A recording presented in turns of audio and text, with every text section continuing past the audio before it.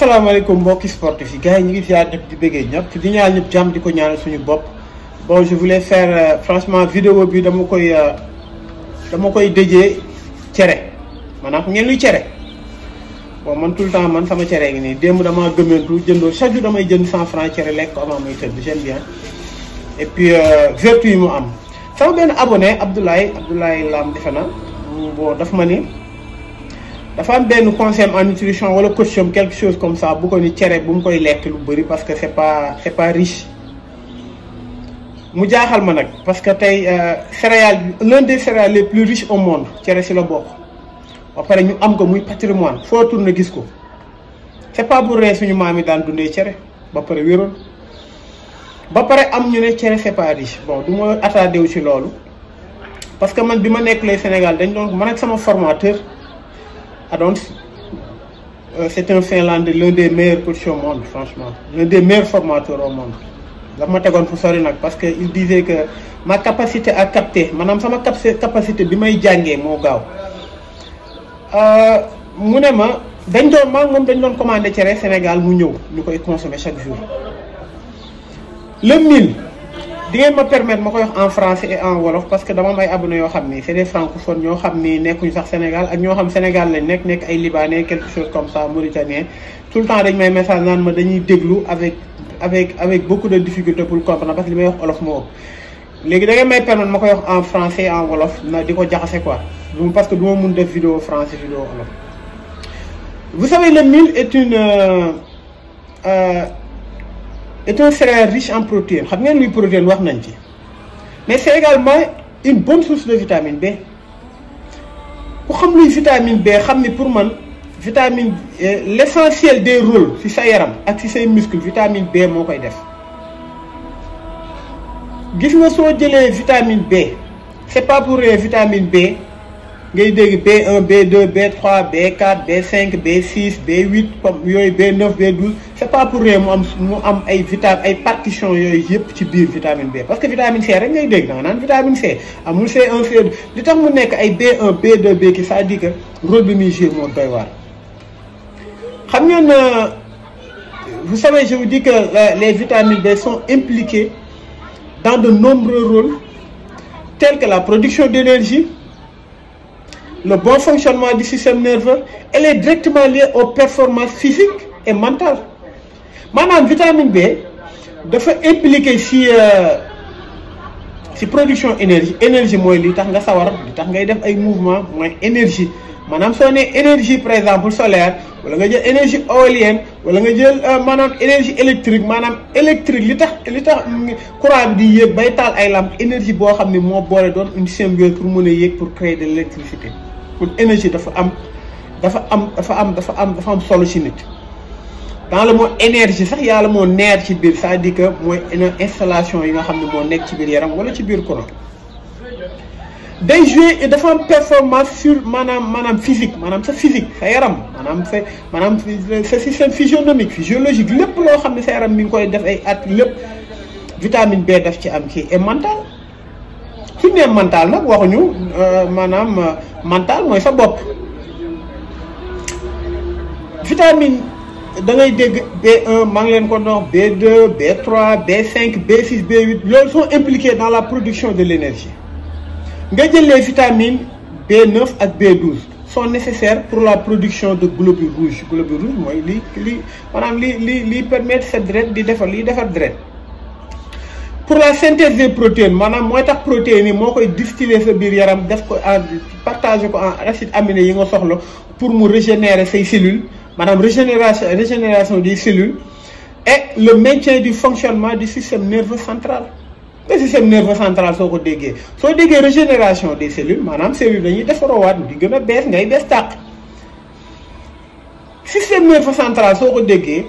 mouvement boo mënti def wax bi may wax bu ma wax mouvement bu ma def système day jaar système nerveux bi dem ci cerveau bi pour mu joxe commande bi soo nee nii sa loxo lu mu gaaw yàlla suñu borom dafa yéeme gis nga tey fi nga xamee ni yàlla suñu borom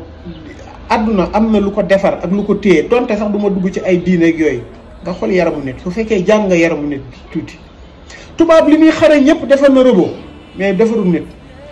Même installation système nerveux robotique su amee benn fil nerf bu ci dagg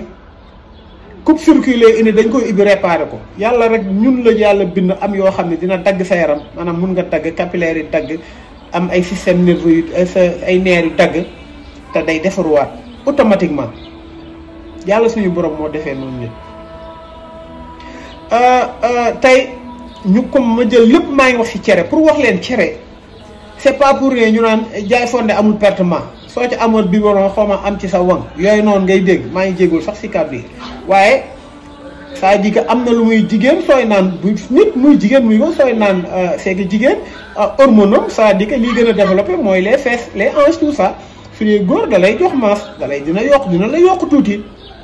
suñu jëlee léegi dama bëgg ngeen xam cere li ci nekk importance yi bu leen ko kenn tere utiliser di leen ko utiliser lu baax a baax la damay commencer ci vitamine B1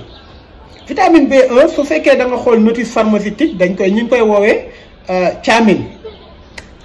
thiamine mooy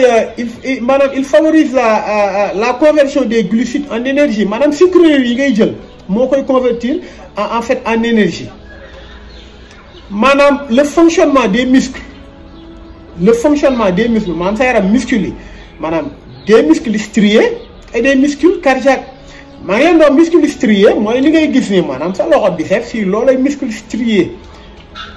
mais également le muscle cardiaque maanaam xol maa ngi leen doon wax sama vidéo passée il y a 3 façons de muscles il y a les muscles lisses mooy par exemple sa gorge xëtër bi maanaam comment dirais-je maanaam l'utérus les intestins le paroi des artères loolu yëpp loolu la ñuy wax les muscles lisses muscle cardiaque mooy xol bi nga xam ne maa ngi leen doon wax il est commandé par le système nerveux végétatif nga xam ni on a aucune emprise sur lui on a aucune commande amuñu amuñu benn kilifteef ci xol mooy doxal boppam du taxaw amul lenn loo xam ne mun nañ ko conditionner ci sa xol loolooy par exemple muscle cardiaque système maanaam vitamine B1 fonctionnement boobu maanaam day participer ci fonctionnement xol kon loolu am na importance ñu ñëw ci vitamine B2 ñu ngi koy gën a tuddee ci terme pharmaceutique riboflavine maanaam day aider à la libération d'énergie à partir des aliments que nous mangeons maanaam à partir lekk yi ngay lekk yëpp vitamine B2 day jël lépp loo xam ne moo ci énergie mu des ko sa yaram loolooy vitamine B1 kon ça dit que am na njariñ te mi ngi ci cere day contribuer au métabolisme du fer maanaam métabolisme du fer soo ko déggee mooy fer mooy li nga xam ne mooy créer la création de globules rouges te globules rouges su fekkee la création est correcte maanaam doo sonn maanaam ay fatigue yi nii doo ko am fatigue yu metti yi nii da koy apaiser. nga ñëw ci vitamine B3 ñu ngi koy gën a woowe niacine terme pharmaceutique ñu ngi koy woowe niacine day contribuer au fonctionnement normal du système nerveux maanaam li nga xam ni mooy commander say gestes yi ngay def à partir du cerveau mu joxe commande bi ci say cër loolooy système nerveux. nga ñëw ci vitamine B5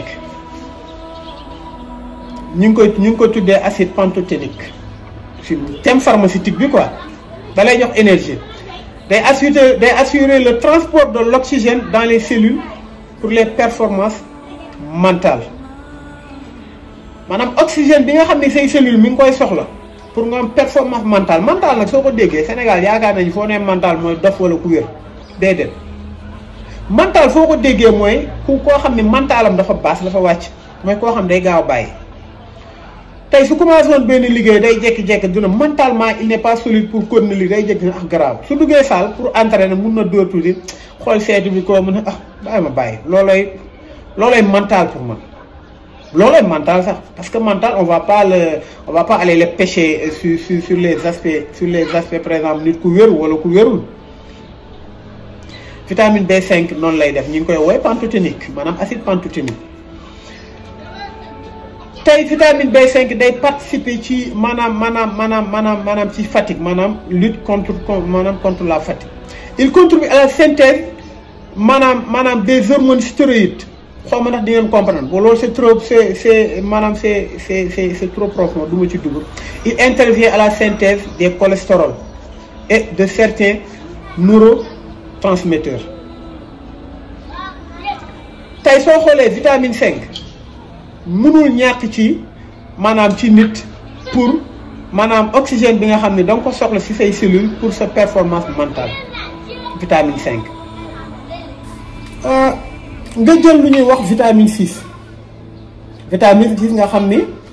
maanaam ñu ngi koy woowee terme pharmaceutique pyridoxine. Vitamine 6 il est impliqué dans le métabolisme de plusieurs acides aminés xam nga luy acide aminé maa ngi ko doon wax acide aminé mooy yi nga xam ni sa yaram yenn da koy synthétiser wala du ko synthétiser maanaam mooy créer la réparation des muscles maanaam day créer métabolisme acide aminé yi. nga jël vitamine B8 maanaam vitamine B8 B6 lañ jóge léegi wala ñu ngi ko woowee terme pharmaceutique biotine maanaam day constituer au métabolisme des acides gras acide gras nag. Acide gras soo ko déggee mooy c'est une famille de molécules lipides. Acide gras soo xoolee mi ngi maanaam c'est l'acide gras renferme des oméga 3 et des oméga 6 oméga 3 waxtaanoon nañ ci ku ko bëgg a xam di nga dem sama vidéo bi may wax ci affaire vitamines yi di nga comprendre sinon vidéo bi day gudd. Elle active aussi les autres vitamines B c'est-à-dire que vitamine B8 wala biotine. moom mooy activer yeneen vitamines yi pour ñu entrer en fonction pour seen liggéey gën a baax nga jël vitamine B9 wala ñu ngi koy woy terme pharmaceutique acide folique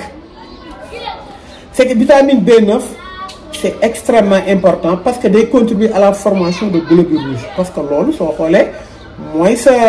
sa deret liy folli globules rouges à partir globules rouges le sang maanaam il participe à l'oxygénation des globules rouges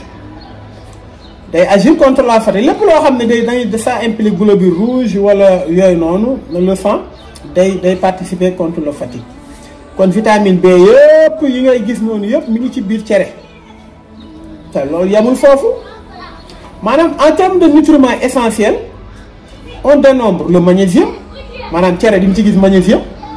Rôle magnésium c'est la synthèse des protéines maanaam la contraction musculaire maanaam sa contraction musculaire yi ngay def le transport des glucoses dans les cellules nga jël et puis fàtte naa le magnésium il participe à la transformation du sucre en énergie aussi et en graisse en graisse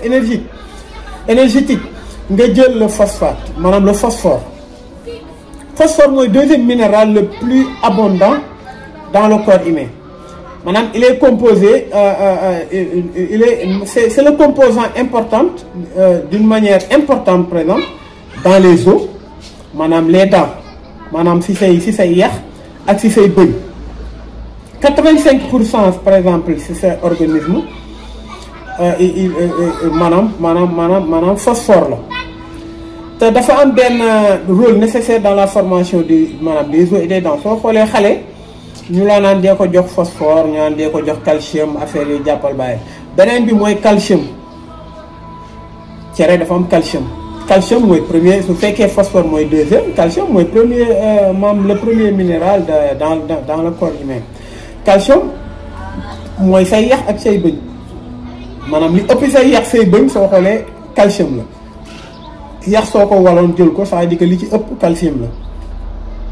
il joue un rôle important dans la coagulation du sang maanaam day liquéfier maanaam cette deret il maintient la pression dans la pression sanguine dans les artères maanaam sa deret ni muy circuler da koy gën a yombal